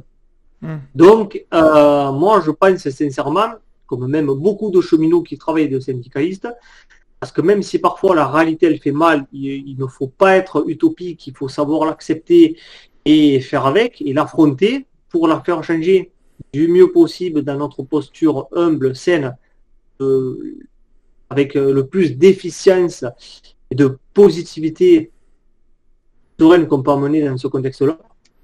On s'aiguille très clairement vers un train exclusivement touristique d'ici quelques années.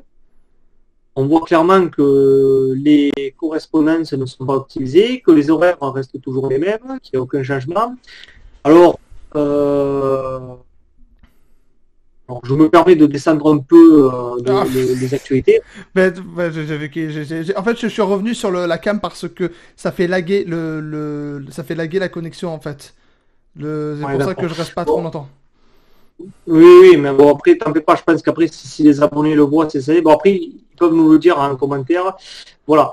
Il y a notamment un projet ici qui est réflexion et augmentation des allers-retours pour le train jaune à l'avenir. Alors ça, j'ai envie de dire, c'est très bien, c'est même ce qu'il faut qu'il soit fait. Néanmoins, ça, il y a du temps, il y a de la réflexion, nous dit-on, oui, vous comprenez, il faut changer le système d'exploitation, ceci, cela, tac. Bon là, j'ai fait un descriptif très précis avec les mots en couleur sont des liens d'ailleurs cliquants soit vers mon site ou vers des sites tiers très précis expliquant le pourquoi du comment de tel sujet. Donc voilà, vous verrez tout ça.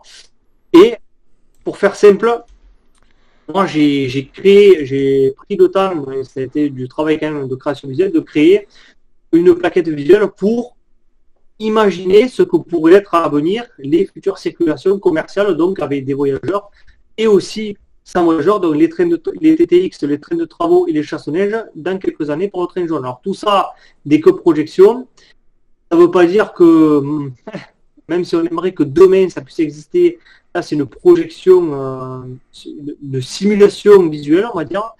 Mais voilà, dans l'idéal, pour que le train jaune redevienne un vrai service public, l'idéal c'est que surtout en été, pour qu'on ait sur les 27 engins, allez, tous ou alors 26 avec une caisse un engin de passe, soit s'il y a une panne ou qu'il faut un renfort d'en ajouter une motrice ou une remorque.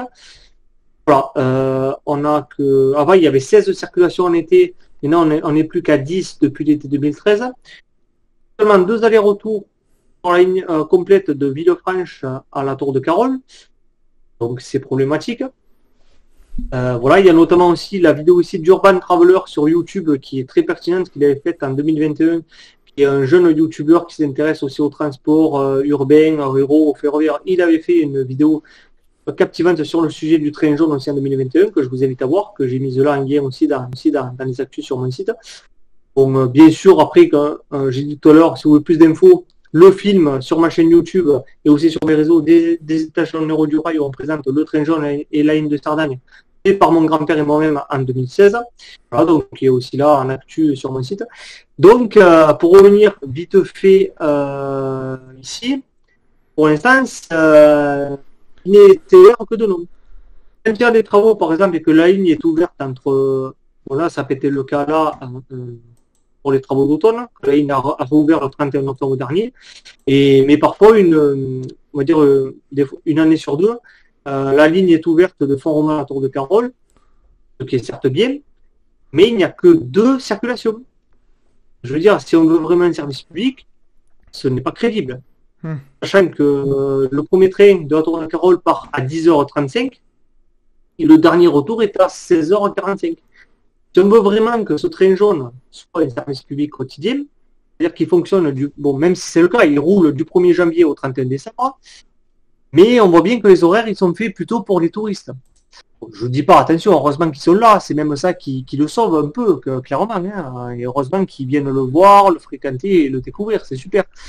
Mais pour des personnes qui habitent et travaillent là-haut dans ce coin, dans ces zones de montagne, il faudrait que le premier train, par exemple, que ce soit de Villefranche de Conflans ou de la Tour de Carole, qui soit au départ vers 6h à 6h30 du matin, par exemple, ou même avant.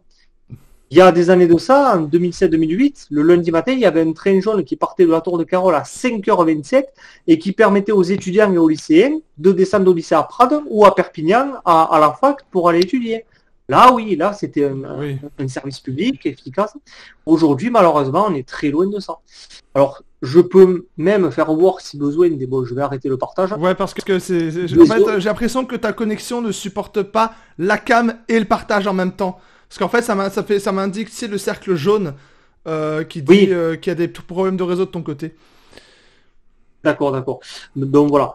De toute façon, alors, même si on est en direct, on va faire attention à travailler la posture, le débit aussi de la vitesse de notre voix. Et alors, d'avance, désolé si pour vous, je veux pas vous bombarder, vous submerger d'informations. Je vais aussi à me canaliser à dire le plus simple et pragmatique possible. Et c'est pour ça que des fois, moi-même, je dis, bon, stop, ça, on verra plus tard, ou ils verront par eux-mêmes. Voilà. Mais si besoin, je peux faire revoir par exemple des fiches horaires actuelles et des années précédentes parce que c'est vraiment c'est alarmant quoi. Quand on voit ce que c'était avant et ce que c'est aujourd'hui, bon c'est affolant, clairement. Donc, Que voilà, ce soit si plus ça intéresse, d'utilité publique qu'un simple patrimoine touristique à visiter, en quelque sorte. Voilà, je comprends ce que tu veux dire, ouais. Mais j'ai l'impression, tu sais, pour avoir déjà été en Lozère, à un moment, je devais faire Mende-Florac oui, pour aller à mon stage. Il y avait un bus, mais alors les horaires étaient tellement irréguliers, j'ai dû faire de l'autostop. Donc, j'ai ouais. l'impression que c'est un Oui, problème qui est alors commun à plein un plein d'endroits du terroir français, si je puis dire. oui, et tu cites aussi les bus, bien sûr, c'est pas forcément que qu'exclusivement dans le ferroviaire. Les transports en commun Même en si là on général, parle, oui. alors oui, des modes de transport globaux dans leur généralité et globalité, c'est certain. Euh, je dirais que alors, le train jaune aussi, c'est avant tout un patrimoine quand même, ça c'est important, c'est aussi Bien pour sûr. ça qu'il faut qu'il soit conservé. Je veux dire, c'est pas un TER banal, c'est un train unique au monde qui doit être conservé et qui soit éternel, qui ne s'arrête jamais, si possible, qui continue d'exister avec ça. Parce que de toute façon, comme on dit, les vieilleries, la bonne mécanique, si on l'entretient, elle dure dans le temps. Preuve en est là que les ingénieurs à l'époque, ils savaient ce qu'ils faisaient.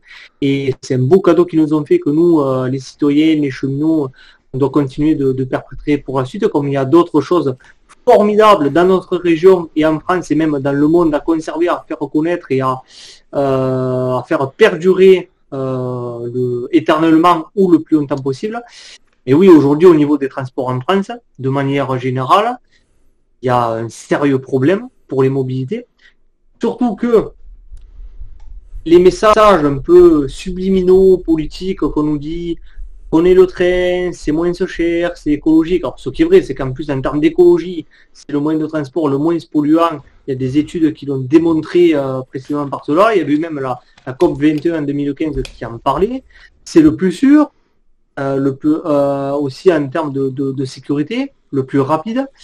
Et voilà, on encourage, il y a des fois des promotions, des clips qui sont très bien faits, bien montés. Je veux dire, je fais aussi, comme toi, du montage audiovisuel. On sait le temps, la créativité, la patience et aussi la passion que ça demande. Donc nous, on fait ça bénévolement, comme ce live ce soir, je vous le précise, c'est du volontariat pur, du temps en plus qu'on prend. Donc ça pour dire que des fois, ben, bon,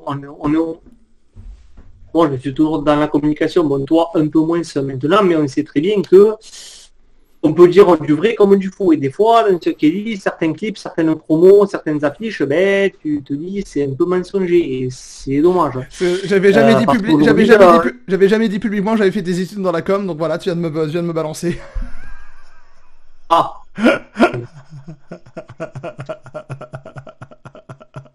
je ne voulais pas, je ne voulais pas le penser, chers collègues, et voilà, mais je n'ai rien dit en tout cas, j'ai rien dit de compromettant. Non, non. Ne vous inquiétez pas, c'est entre bons collègues, des fois on boulegue un peu, C'est c'est public sur mon LinkedIn, donc à partir de là, bon.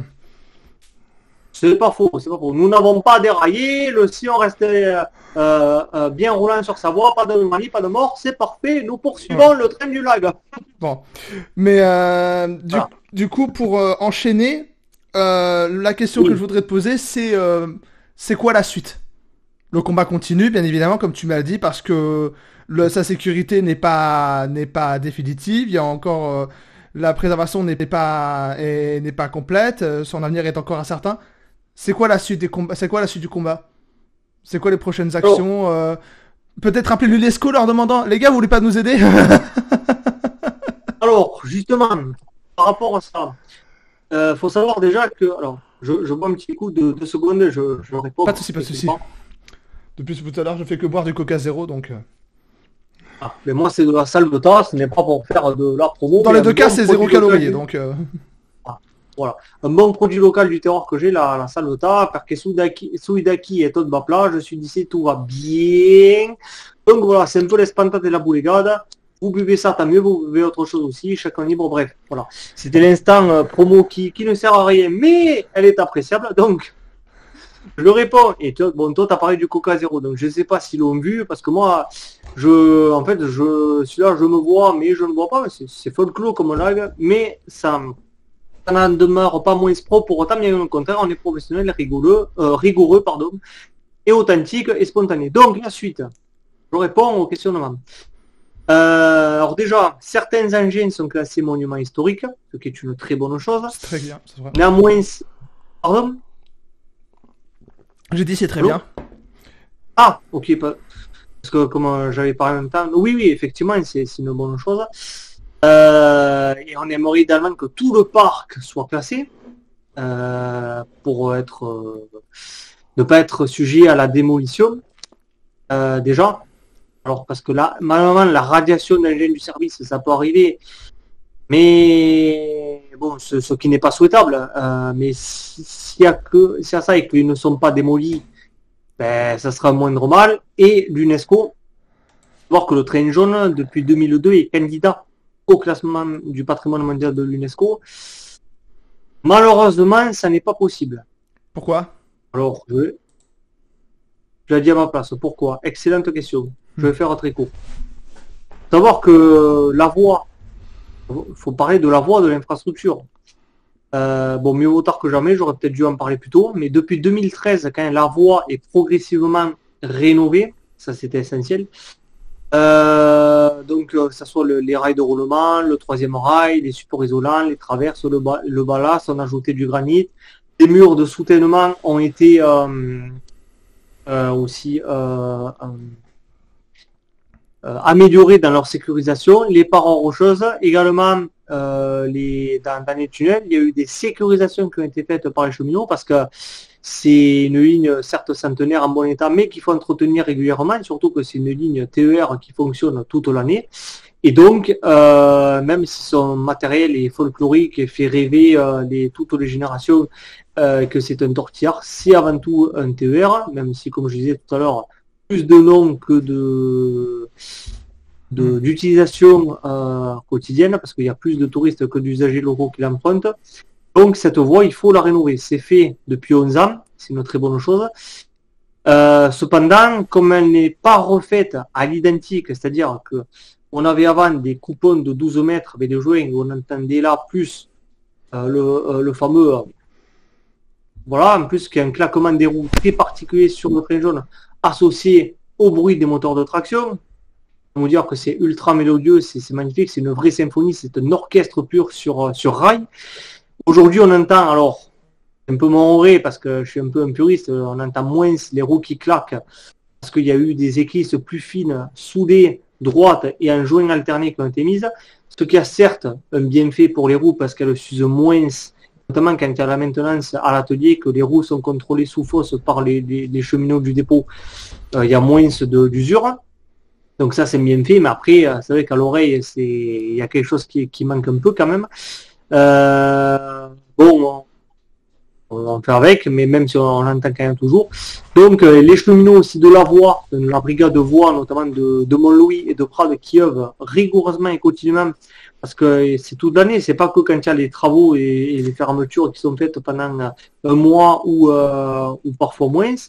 Ils travaillent toute l'année sur du préventif, c'est du graissage de rail, c'est des supports, des consolidations, des soudures, la géométrie de la voie pour que ça ne se déforme pas, mais aussi que le train ne déraille pas. Et évidemment, bon, même s'il y a eu des déraillements, mais à part l'accident de l'inauguration en 1909, mortel, il n'y a eu jamais d'autres accidents dramatiques sur cette ligne. Il y a eu il n'y a rien eu de grave, et heureusement, parce que sinon là, ça aurait été dramatique, à la fois pour les humains et pour le train jaune en lui-même. Je vous passe les détails, je pense que vous avez compris. Donc souhaitons que ça n'arrive pas. D'où l'important de sécuriser l'infrastructure ferroviaire, et même de manière globale en France. Surtout bon, les lignes TGV, Intercité, TER, où il y a bien plus de passages que sur le train jaune, qui est une ligne spécifique, mais sans sécurité, ça ne roule pas correctement. Pour revenir donc sur le sujet, comme tous ces entretiens-là, préventifs et de rénovation de la voie importants, comme maintenant les équipes sont plus fines, on ne peut pas classer la ligne à l'UNESCO, malheureusement, même si par sécurité il y avait les nouvelles normes. Un cheminot de la voie, notamment, que je connais très bien, m'a dit, travaille à la brigade de voie de Montlouis, qui est un bon collègue et qui lutte aussi durement pour le train jaune. Il m'a dit l'idéal, ça serait du LRS. Alors le LRS des caisses à co. J'éclaire votre ampoule de la curiosité pour que le train puisse bien y circuler sans dérailler. Le LRS, ça signifie les longs rails soudés. C'est-à-dire que les rails sont soudés. Ce qui permettrait à la fois, on en parlait tout à l'heure, dans le système d'exploitation, d'augmenter déjà la vitesse de circulation. On aurait par exemple à 50 et non pas quasiment à 30 km/h tout le long de la ligne, donc avoir des temps de parcours moins longs et plus attractifs, notamment pour les locaux, s'ils veulent l'utiliser comme un TER. Et donc, mais en contrepartie, il y aurait peut-être moins de travail et de maintenance à faire. Donc, tu peux avoir un avantage et un inconvénient. Il y a ça.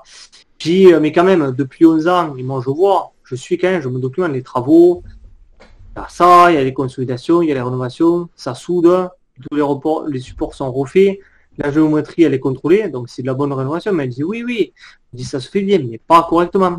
Parce que après on roule toujours à 30, la quasi totalité du temps de parcours, et les circulations n'augmentent pas. Donc il y a si on veut aussi du service public, il vaut mieux rouler à 50 ou même à 60, la vitesse maximale que le train jeune peut atteindre, qu'à 30. Voilà, c'est plus crédible. Et pour le matériel, écoute, pour le matériel roulant en UNESCO, là, j'ai pas vraiment eu d'écho par rapport à ça. C'est plus sur l'infrastructure et les voies, comme on dit, que pour la partie matériel roulant. Voilà.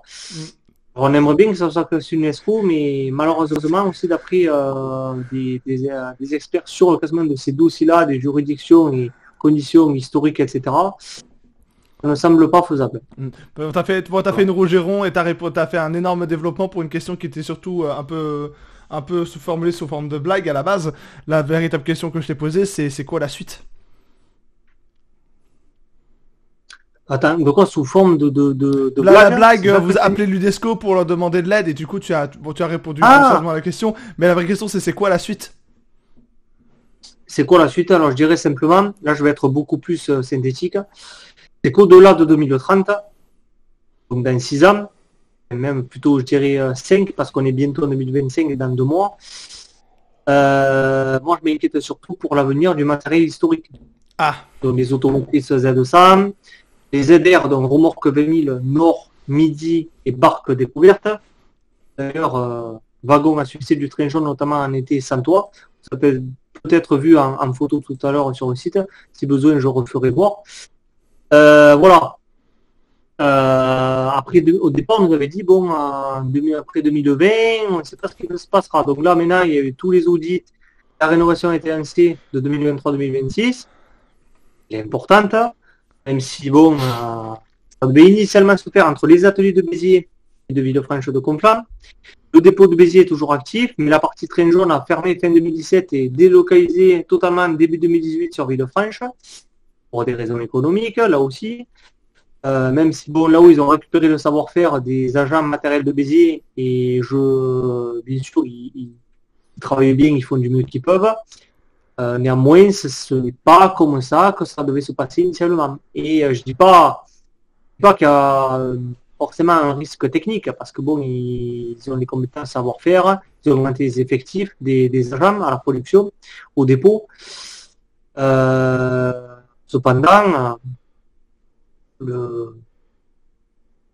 ça ne garantit aucunement la pérennité déjà des emplois des cheminots sur le long terme, parce qu'il y a eu beaucoup de renforts en CDD qui sont venus, même si bon, certains sont en CDD et je leur souhaite de tout cœur, comme à tous les services d'ailleurs, parce que même dédicace à certains que je connais et qui personnellement, avec qui on travaille bien ensemble et que j'affectionne et je sais qu'ils me portent de l'estime aussi, donc on est ensemble bénévoles et professionnels dans ce sujet.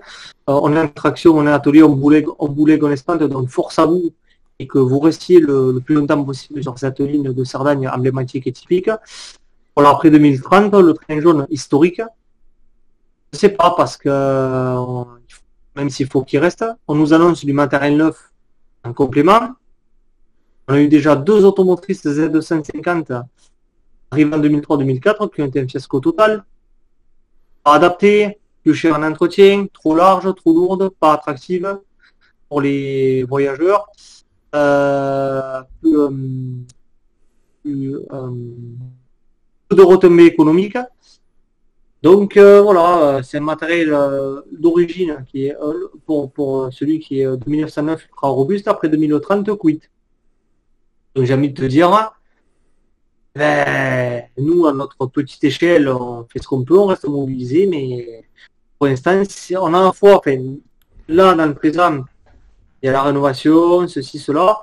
On nous a annoncé quand même 24 engins sur 27 rénovés, sachant qu'il y en a 2 aux ateliers de Béziers et une qui est à Villefranche aussi, et qui, pour l'instant, malheureusement, dans les derniers échanges que j'ai eu avec Jean-Luc Gibelin au courant de l'été, d'après ce qu'il a dit, en gros, c'est pas forcément dramatique et problématique qu'elle soit stationnée, mise de côté pour l'instant. Et voilà, en gros, c'est pas la priorité.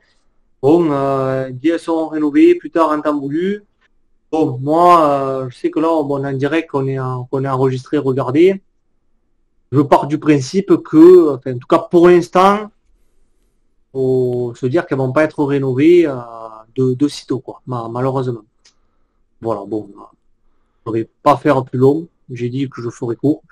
Et voilà. Après 2030, le train jaune, ouais, faut quand même rester vigilant pour la suite à venir. Eh ben écoute, Voilà ce que je peux dire pour l'instant.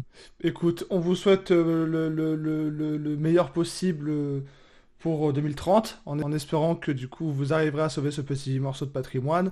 De toute manière, moi tout ce que je peux faire, c'est du coup cette émission et inviter tous les auditeurs de Radio Dojo, que vous regardez le direct ou la rediffusion, à vous rendre sur les liens qu'on mettra en description de la rediffusion.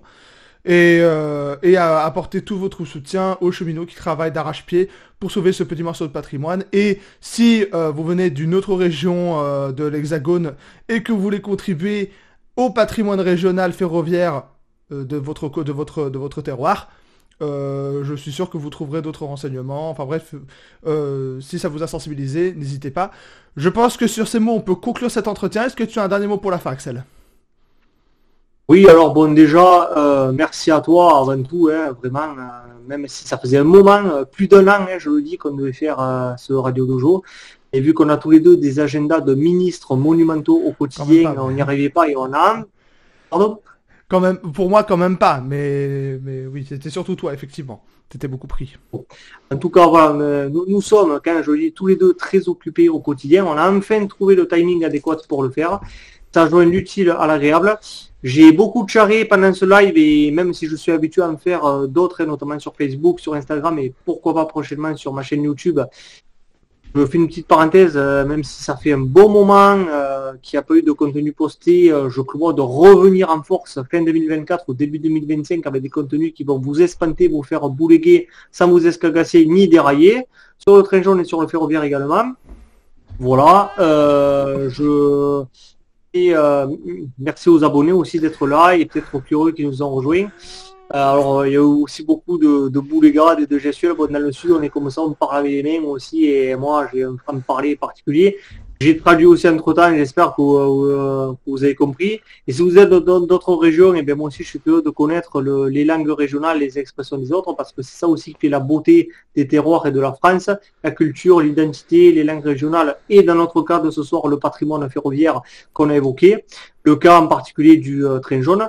D'ailleurs, sans spoiler, avec Taiki prochainement, on prévoit quelque chose de sympa et d'intéressant, de différent et de complémentaire sur la thématique du ferroviaire et du train jaune. La seule chose que je peux dire, c'est que le support de diffusion sera ma chaîne YouTube et certainement aussi mes réseaux sociaux. On n'en dit pas plus, suspense. Ça sera bien sûr bon projet commun pour intérêt général, et ça sera éthique et innovant et on espère qualitatif pour vous. Donc suspense quand tout cela sera prêt à être diffusé. Et bon. Alors pour terminer, parce que je voulais en parler tout à l'heure et après on a pris divers aiguillages, je parlais je reparlerai vite fait de ma chaîne. Il est long ton petit mot pour la fin. Je pense que je suis ni le premier, ni le... Bon, mais pas... En termes de longueur, il y a pire que moi, mais un autre cas local ferroviaire très important, qui est même national. En fait, c'est à la fois local et national. La ligne Béziers-Sargues. Alors, j'explique. La ligne d'Écosse, qui, bon, aussi, je crois, aux alentours de fin d'année 1850. Je vérifie vite fait. Donc, une ligne qui part de Béziers pour relier le Massif central en Auvergne. Est aussi une des premières lignes électrifiées, bon, par caténaire, etc. Ah voilà, de 1858 à 1888, elle fait mise en service, une ligne magnifique, superbe, un vrai patrimoine ferroviaire qui va de l'Hérault jusqu'au Cantal en Auvergne, donc de Béziers à Sargues. Un axe ferroviaire menacé grandement, et à côté du train jaune, j'ai envie de dire, c'est un dossier qui est bien plus conséquent et chaotique. Il déraille malheureusement parce que pareil, c'est pas rentable ici et là. Il y a aussi des problèmes de rentabilité, financement. Chaque année, il y a un prolongement entre la région, la SNCF et l'État, parce que ce train est à la fois un TER et une intercité, donc il rejoint les régions Occitanie et Auvergne-Rhône-Alpes. Il y a d'ailleurs politiquement parlant, des conflits entre Carole Delga et Laurent Wauquiez, qui préside cette région. Bon, nous, on ne va pas rentrer là-dedans, mais c'est compliqué. Il y a aussi les cheminots, les syndicats, la population. Moi-même, je soutiens cette ligne lorsque je peux. J'essaie des pétitions, je partage des reportages ou des fois des articles sur le sujet. Et donc, pour conclure, pour arriver au terminus de ce train de Radio Dojo, n'est-ce pas, c'est un dossier extrêmement complexe. Vous pouvez notamment sur les actualités des cheminots, organisations syndicales, et notamment l'association du comité pluraliste bénévole de la ligne Béziers-Sargues, composé à la fois de cheminots et de personnes qui utilisent ce train régulièrement, ponctuellement. C'est vraiment un dossier de fada. Alors qu'il y a quand même une activité prête à Saint-Chély-d'Apcher en Lozère, où une usine, il y a une production d'usines de bobines qui sont transportées par train de fret en traction diesel. Complémentarité donc entre cette usine et le service public ferroviaire. Mon grand-père, qui a aussi été conducteur sur cette ligne à l'époque, il m'a raconté qu'il était prévu de faire aussi une ligne pour transporter les trains de militaires. Ce qui devait se faire et qui malheureusement n'a jamais été fait. Pareil, par faute que ça ne serait pas rentable, alors que c'était utile. Alors certes, il faut quand même plus de 6 heures pour rejoindre Béziers à Sargues. Alors oui, c'est pas un TGV, c'est pas une intercité, c'est pas un jet privé, c'est pas une Ferrari, mais c'est quand même un service public ferroviaire écologique et utile dans les zones rurales désertes. Et ce train est aussi emprunté par les lycéens qui vont à Millau ou en Lozère pour leurs études ou pour leurs apprentissages. Voilà, je voulais conclure sur ce dossier local non loin de chez nous deux, qui est aussi un dossier très important. Je vous invite à mieux apprendre et idéalement à soutenir, à défendre. Et d'ailleurs, si vous avez l'occasion d'emprunter aussi cette ligne, elle est magnifique. Moi, je l'ai empruntée pendant mon enfance jusqu'à Millau et plus récemment jusqu'à Bédarieux. Ça vaut vraiment le détour, que vous soyez un usager TER ou un touriste en promenade. Voilà le mot de la fin. Et pour ma chaîne YouTube, de nouvelles vidéos prochainement. Il y a actuellement aussi des playlists que je crée à la fois avec mes vidéos et ceux de tiers sur le ferroviaire et sur le train jaune, mais également sur des thématiques diverses. Donc je vous invite à aller voir cela. Ça prend du temps de regarder ces vidéos, même si je n'en suis pas le créateur. Il faut les analyser, les répertorier, ensuite de voir si on les met ou pas dans les playlists. Et prochainement, message à ce cher Taiki, maître et organisateur et meneur du live. Je prévois également de référencer certaines de ces vidéos Radio Dojo et de sa chaîne principale Taiki Sensei dans les playlists que je créerai prochainement. Donc là, suspense. Merci à vous. Terminus, mise hors service, mise en stationnement de l'engin moteur, batterie et disjoncteur ouvert. Merci à toi Taiki, à vous. Ouais. Et moi je vous dis à la prochaine. Oui, je conclue le live. Du coup, comme il a dit, merci à tous d'avoir assisté à ce live. Merci à toi du coup d'avoir accepté l'invitation. J'espère que ça vous aura plu. Rendez-vous dans 2 semaines, même jour, même heure pour le prochain Radio Dojo. Je ne vous dis pas le nom de l'invité, comme vous le savez, je le réserve pour la veille de l'émission. Je vous souhaite une excellente soirée et je vous dis à la prochaine. Salut les frolos! Portez-vous bien, adieu!